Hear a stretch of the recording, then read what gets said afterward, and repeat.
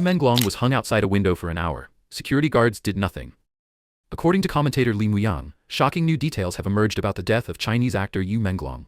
It's now reported that Yu was hung outside a window for more than an hour, crying and screaming in pain. Even more disturbing, all of the 24-hour patrolling guards at the Sunshine Upper East community knew what was happening, but no one stepped in to save him. There had long been a rumor that Yu was hanging outside the window, desperately shouting, "Fan Xiaohua, save me, my hands have no strength left." Fan Xiaohua here is said to be Fan Shiqi, one of the main perpetrators suspected of killing Yu Menglong. Now this horrifying detail matches what commentator Li Muyang has revealed. In other words, the community's own security guards turned a blind eye to the brutal torture and killing of Yu Menglong, making them silent accomplices to evil. According to commentator Li, at around 1 a.m. that same night, members of the neighborhood committee reportedly arrived at the Sunshine Upper East community. Their office isn't even located inside the compound, which means they must have come after hearing reports from local residents. From this, it's clear that Yu was tortured for a long time, and the noise was so loud that it spread beyond the walls of the community. Even more chilling is a video said to have come from one of the security guards at Sunshine Upper East. In that video, someone can be heard saying, "The property management company is run by his family. The security guards all work for his family. The entire community property is managed by them."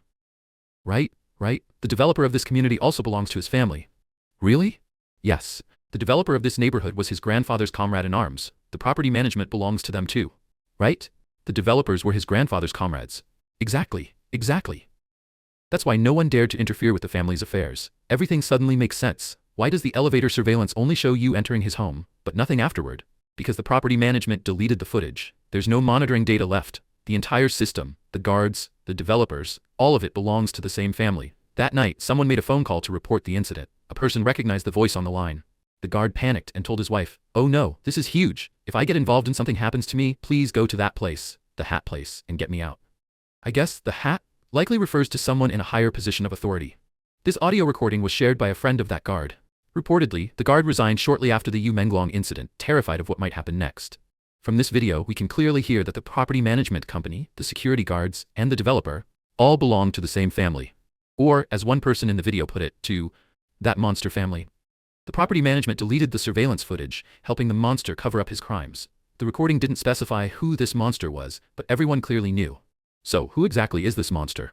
Online rumors point to the Ji Guangguang, or Li Ming, family.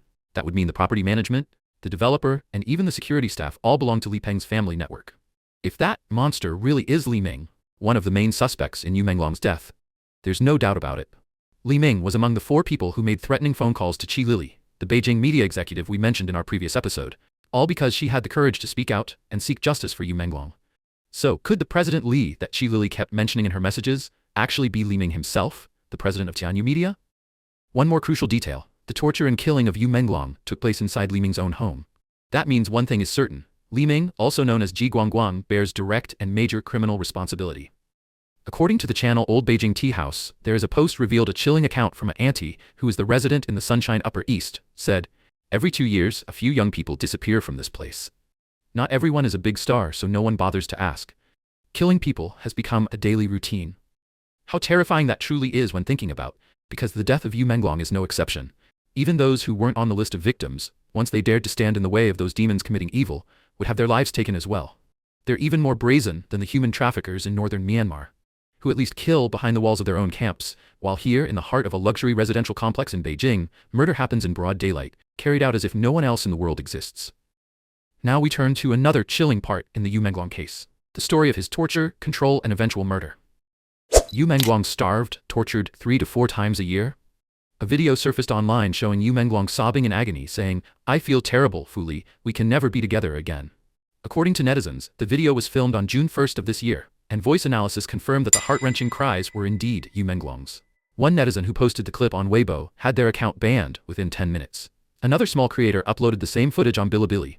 It remained there for about a month, until users began sharing the link. Within 3 days, that video was deleted too. From these 2 incidents, netizens drew 2 conclusions. First, Weibo is under constant surveillance. Any post containing real evidence is removed almost instantly. Second, such an extreme and immediate reaction strongly suggests the video is almost certainly authentic. The original post carried a curious title, Public Rental Housing Experience, Second Night. In the comments, one user asked, "Which floor is this? I've heard the same man screaming several times before, but I can never tell where it's coming from." The poster replied, 3 or 4 times a year. I happened to catch one.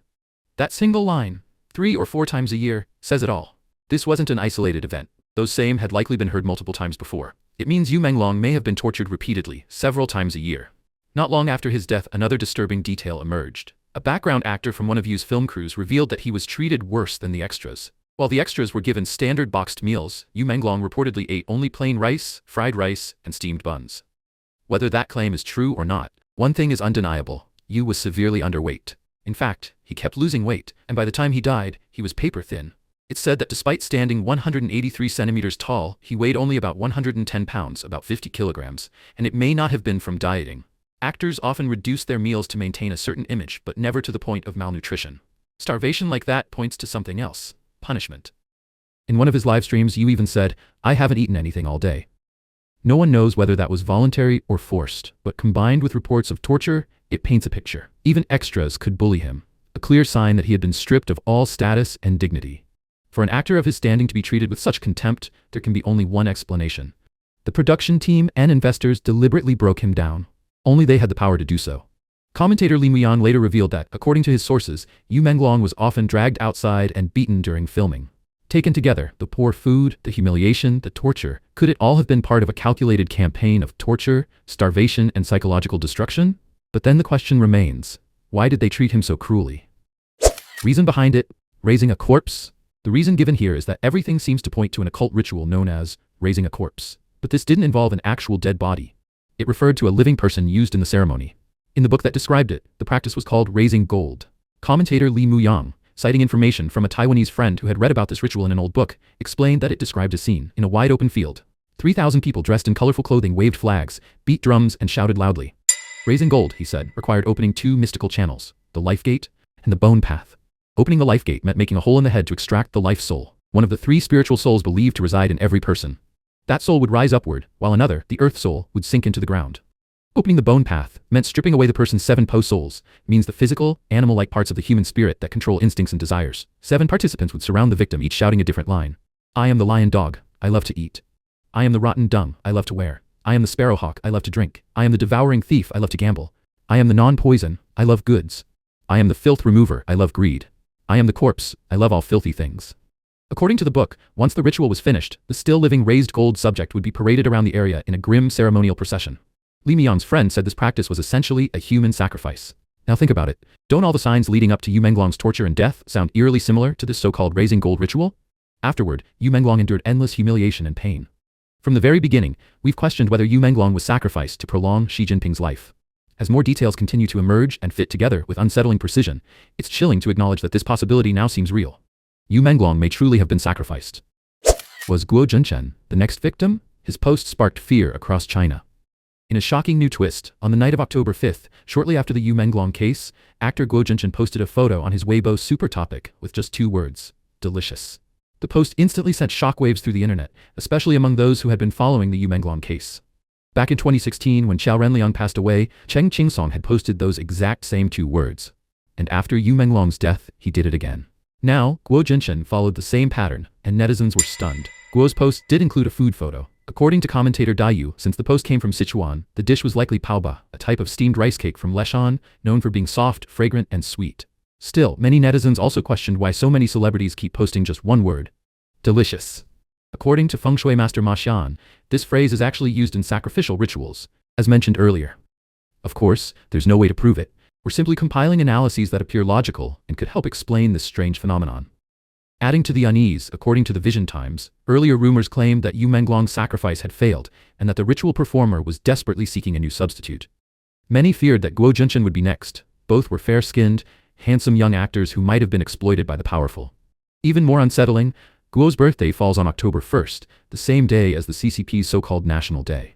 While people were still warning Guo to be careful, the British psychic Tai Williams suddenly claimed during her November 5th livestream that Guo had already been murdered.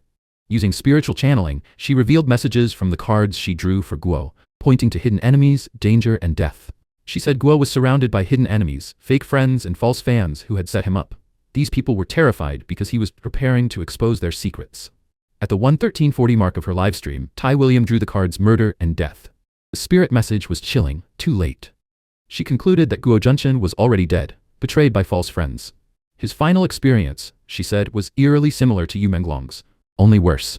Guo too may have been sacrificed, and his death could be connected to Yu's since he allegedly knew key details about Yu's death. William also predicted that those responsible would use a look-alike to deceive the public, claiming Guo wasn't dead but had simply undergone plastic surgery. In her reading, she sensed his body was now hidden in a hotel or underground location. Shortly after, fans released videos showing Guo Junchen at the airport, masked, waving to supporters, to disprove the rumors.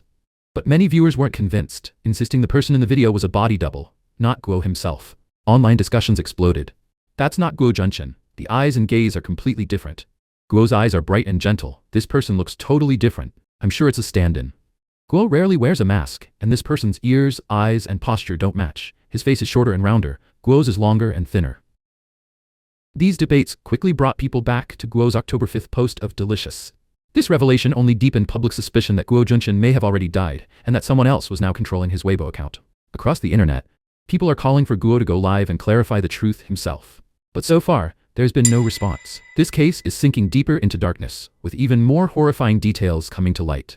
No one knows how many more victims will fall into the hands of these monsters.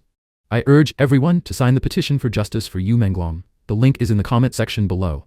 And please share this message so more people can see the truth. What do you think? Share your thoughts in the comments. We'd love to hear your perspective. And don't forget to drop this icon in the comments to help us beat the YouTube algorithm. If you found this analysis valuable, please like, share, and subscribe so you don't miss future updates. Thanks for watching. See you next time.